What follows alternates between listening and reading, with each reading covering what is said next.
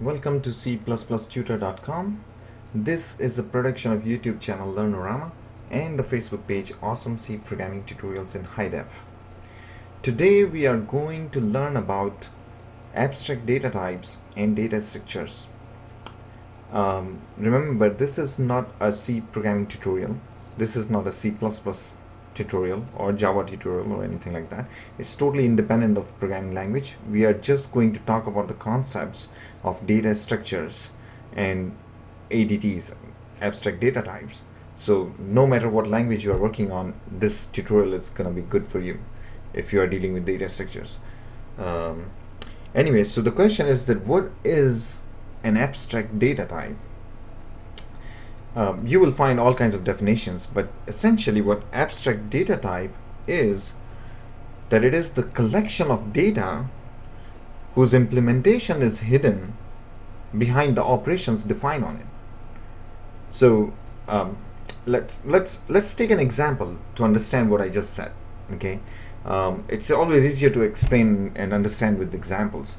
So let's suppose that you are writing a program that actually manipulates the scores of the students in class.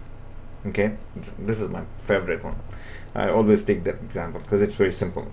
So suppose that you're writing a program, then you want to that involves or that manipulates the scores of all the students in a class, and those scores are anywhere from an integer from 0 to 100. So and suppose there are like 20 students, right? So what you will have is numbers like this: 92, 64, 85, 28, 98, and so on. And the 20th number would be, I don't know, 85. Now, what's going on here? I mean, if you look at it, you have 20 integers, right? Over here, what would you call it when you just look at it? What would you call it? I would call it like, I don't know, like list of scores, list of integers. The keyword is list. This is a list of numbers, right? So list is a data type. It's an abstract data type. Why? Because you don't care how you're going to implement this list. It's data to begin with. It consists of, it's a collection of data, and you don't care. It's been abstracted. You don't care how you're going to implement it. At least at this point, at this level, when you are analyzing your program, how you are going to be writing the program, what problem you are trying to solve, you have to manipulate this this list or list of scores or whatnot. Like you have to find out who is the number one in the class, right? Who has the highest score in the class, right? So you will have to manipulate this list to figure that out, right? But you don't care about this at this point. You are just trying to understand what your problem is, and what you have is a list of these integers here. This list is an abstract data type, ADT, because you don't care how you are going to implement it, at least at this point. You don't care about it. You just know that you have a list that you are going to manipulate. You are going to do something with it. So this fact that you have a collection of data and its implementation is totally hidden makes this list an ADT, an abstract data type. But there's something else. There is one more thing. What's the use of having data if you cannot operate on it, if you cannot manipulate the data? There is no use. I mean, that's what we do. We just manipulate data everywhere, right? So the fact that you are going to do operations on this data is essential part of an ADT, right? So wherever there is an ADT, you will have at least one operation defined on it, right? For example, in this case, for list, we have like, let me write it underneath it. List, we have, for example, you can sort this list, right? So sorting would be an operation defined on this list, right? So essentially this list is the collection of data whose implementation has been hidden behind sorting, and many other operations that you could do on this list. So an ADT, an abstract data type, is essentially a collection of data whose implementation is abstracted or hidden behind the operations which are defined on it. That's what ADT is. Very simple, right? Now data structures is one step further. I mean, there is a very, a lot of people use ADT and data structures as synonym. Okay, but they are, strictly speaking, they are not.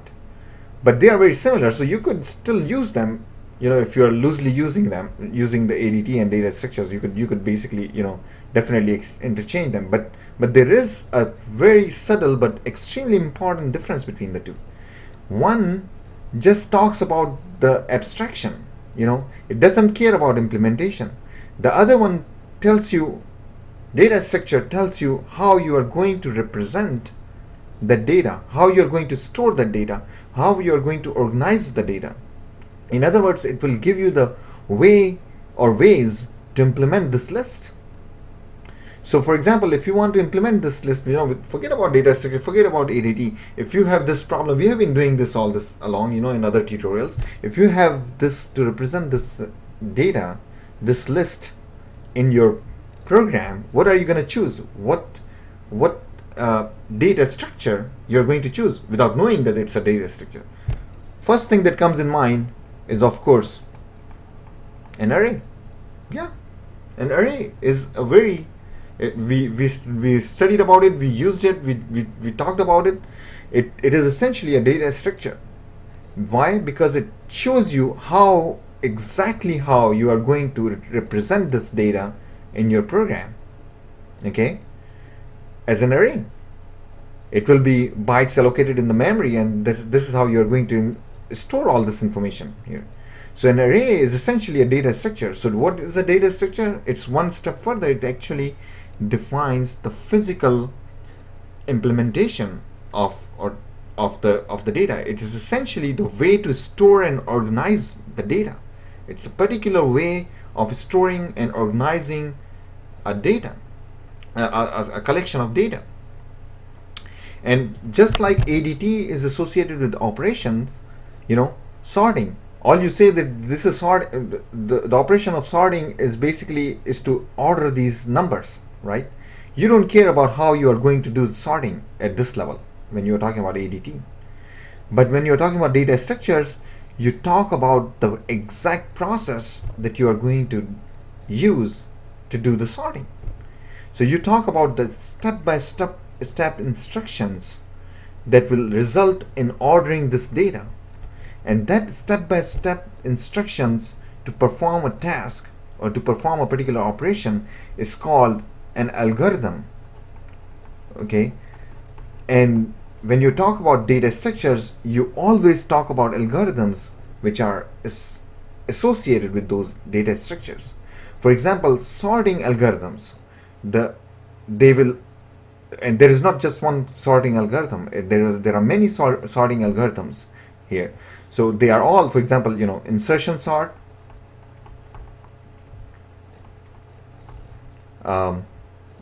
selection sort, I don't know, like quick sort, and there are many more.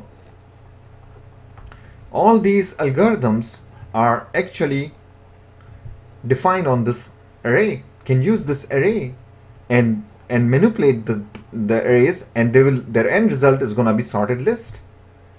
And this algorithm is going to give you exact detail that if you follow blindly, you will end up in a sorted list.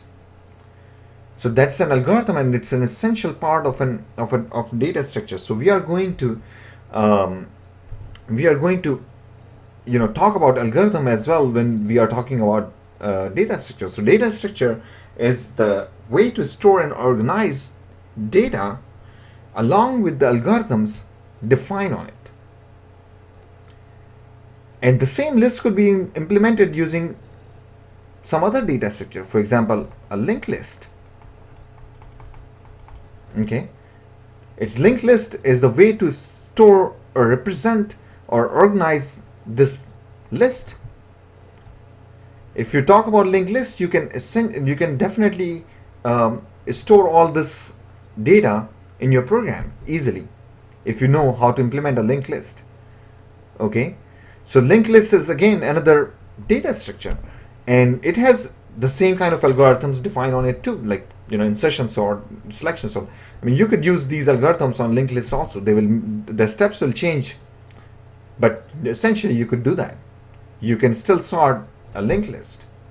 Okay, so that's what a data structure is. So I hope you understand that, what ADT is, what linked list is, and what the difference what ADT is and what data structure is, and what is the difference between an ADT and data structure. To recap, an ADT is the collection of data whose implementation is hidden behind the operations defined on that collection. And a data structure is a particular way of storing and organizing data along with the algorithms defined on it. That's what ADT and data structures are. I hope you understand. If you like this tutorial, please don't forget to give a thumbs up, and don't forget to visit c++tutor.com, and don't forget to subscribe to the YouTube channel. Keep watching.